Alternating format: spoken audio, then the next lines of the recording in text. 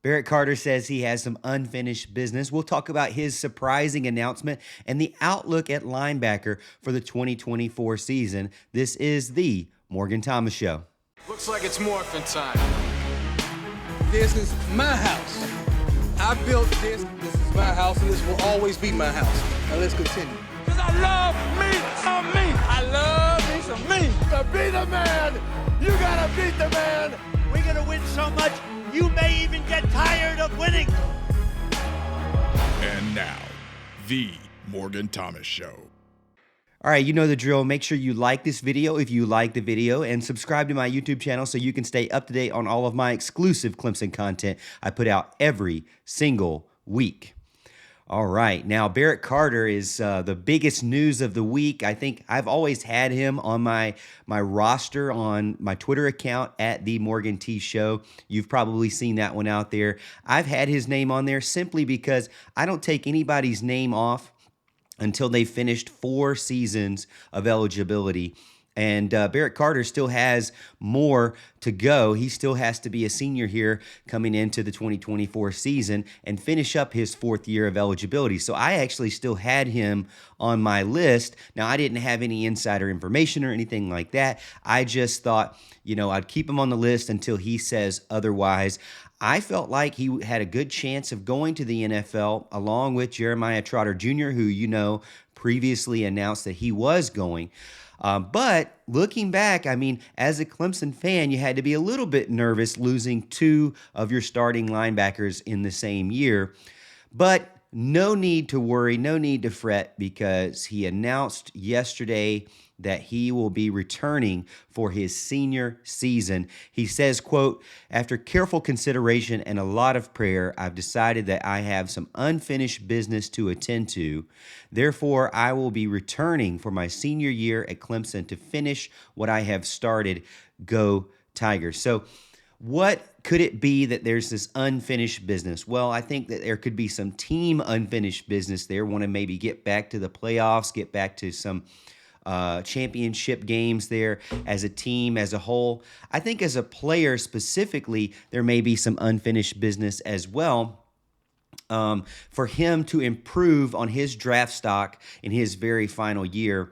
I had some discussions with some of the other radio hosts out there and said that, he was really on the fence about what he was going to do up until this week. And then he finally made the decision to come back. So it's pretty interesting to see. I think he'll be the lone guy. He'll be that alpha male out there, that leader of the pack at linebacker in the middle of the field. And he'll be, that senior guy to provide experience and leadership and a strong voice to those other guys. So he can really improve his leadership ability just by returning in 2024.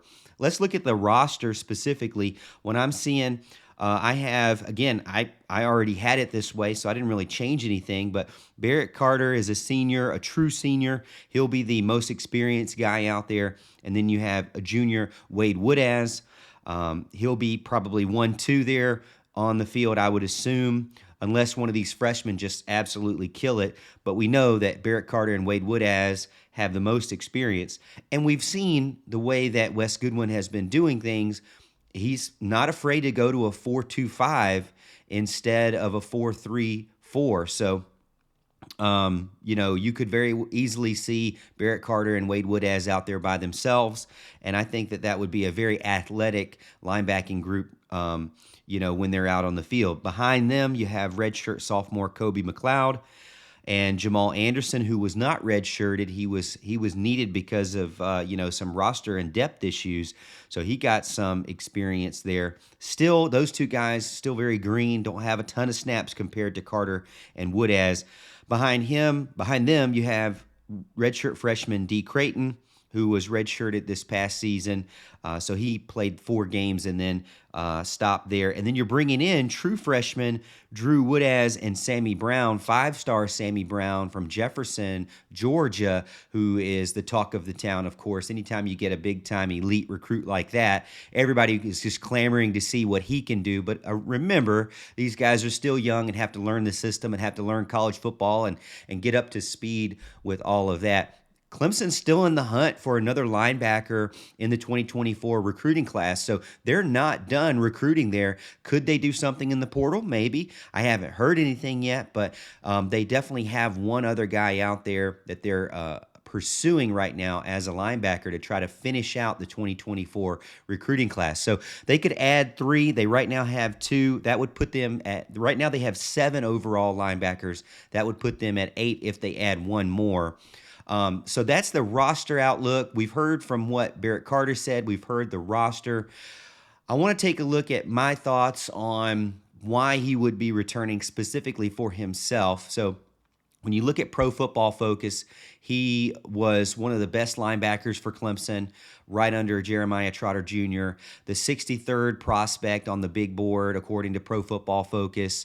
And when you look at some of the websites that are out there that talk about what their expectation for him was, they really kind of expected him to go to the NFL. So as a lot of people say, and Dabo Swinney has mentioned this, some of the biggest recruiting wins in college football is recruiting from your own roster and maintaining and retaining that roster that you have and those guys that you have that still have eligibility. So you could say that this is a recruiting win, just in a different kind of outlook. I mean, hey, one win is he didn't get in the portal, he didn't go anywhere else, and he didn't chase money. That's a big-time win, especially in today's college football world. The other big-time win is that Clemson now has that leader there that has that the most experience of the group, and they haven't lost all of their experience. So that's another big-time win for Clemson. Now, on Barrett Carter's point of view, I would say, and I haven't talked to him, but I would say that one reason why I could see him returning is to improve on some of the areas that we've seen kind of be glaring issues in 2023. And this is something that's been carrying forward with him, and it specifically goes back to tackling. As you know, he didn't get graded very high for tackling in 2023. So that's one area that I think that he would want to improve. Now, he did have 59 total tackles and 9 tackles for loss with 3 sacks and 5 quarterback hurries and 2 pass breakups. When you look at his grades overall, PFF gave him a 65.4, which is, a significant drop from 81.4 the previous year. And the biggest issue there, you guessed it, tackling. That was 48.4 overall grade for tackling. So, I think as a fan looking out, you got frustrated, say, in the Duke game. You got frustrated in, I think, in the Wake Forest game. You got frustrated in the North Carolina State game. You possibly could, I would probably even say the Miami game as well. Those games, obviously, that you lost were the most frustrating for sure, where you had they made the initial tackle, but they couldn't maintain it. And I think a lot of that goes to what I'm seeing on some of these draft analyst sites that are saying, he's very good at wrapping up, but he kind of wraps and drags and pulls instead of just popping and making an initial hard contact that kind of bounces the running back backwards or off balance. So maybe I don't know how that would work out. Maybe it's some strength and conditioning there, some upper body strength, some lower body conditioning there. I don't know, but it does seem as if one of the areas that he could improve on is tackling. So we'll see what he can do in 2024.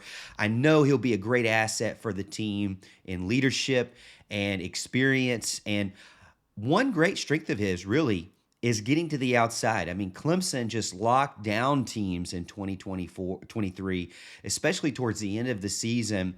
Teams that had weaknesses showed that linebacking group, that defensive group, showed those weaknesses even more as the season went on and as the games went on. I mean, this defense could adjust and lock teams down in the running game, in the passing game, and Barrett Carter was a big role in that. So obviously, if you're a Clemson fan, you should be excited. I'd love to get your thoughts, concerns, emotional outbursts. What did you think about Barrett Carter's decision to return for his senior season in 2024? How big of an impact is this for the Tigers? Let me know. On a scale of 1 to 10, I want to know, 10 being the biggest impact possible. Is this a 1? Is this a 10? I'll go ahead and tell you mine. I think this is a big time 10. You know, to be cliche here, I'll give you 1,000 because that's how big Barrett Carter returning to Clemson is. I'd love, again, to get your comments below. And don't forget, Tiger fans, as always, I'll see you at the top of the hill.